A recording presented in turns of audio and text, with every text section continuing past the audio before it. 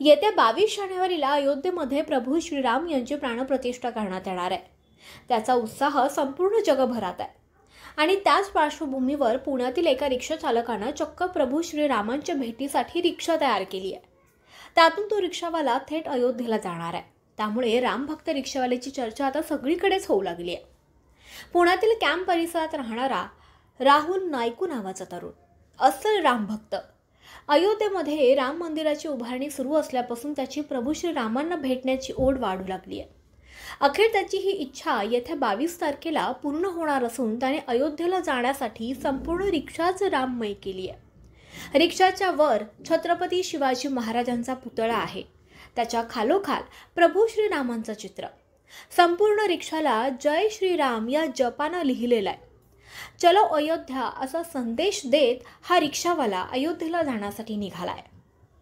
त्यानं रिक्षा खास अयोध्येला जाण्यासाठी बनवून घेतली असून त्यासाठी त्याला 3.5 ते 4 लाखांचा खर्च आलाय। जय श्रीराम। माझं नाव राहुल नायकू।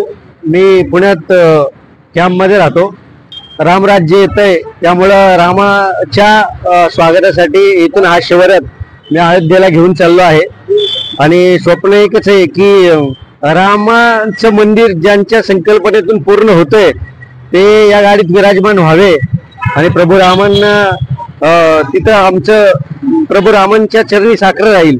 आणि राहिली गोष्ट ही की छत्रपतींच्या परतस्पर्शाने पावन झालेल्या महाराष्ट्र नगरीतून मी छत्रपतींच्या आशीर्वादाने तर अयोध्येला निघत असताना वाटे जे काही अनुभव येणार आहेत ते तगडे येणार आहेत आणि मी रिक्षा चालवत घेऊन चाललोय।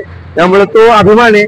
रामराज्य येते, रामराज्याच्या स्वागतासाठी महाराष्ट्रातून हा शिवरथ मी अयोध्येत घेऊन चाललोय।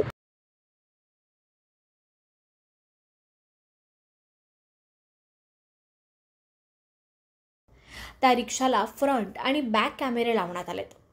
याशिवाय एसी देखील रिक्षात लावलेला असून वायफायची व्यवस्था सुद्धा केलेली आहे। अयोध्येला जाण्यासाठी हा रिक्षावाला लवकरच निघणार आहे। प्रभू श्रीरामांच्या भेटीची आस त्याला लागून राहिली आहे। अयोध्येला गेल्यावर प्रभू श्रीरामांचे दर्शन घेऊन माझ्या रिक्षात योगी आदित्यनाथ यांनी बसावं अशी अपेक्षा यावेळी या रिक्षा चालकानं व्यक्त केली आहे।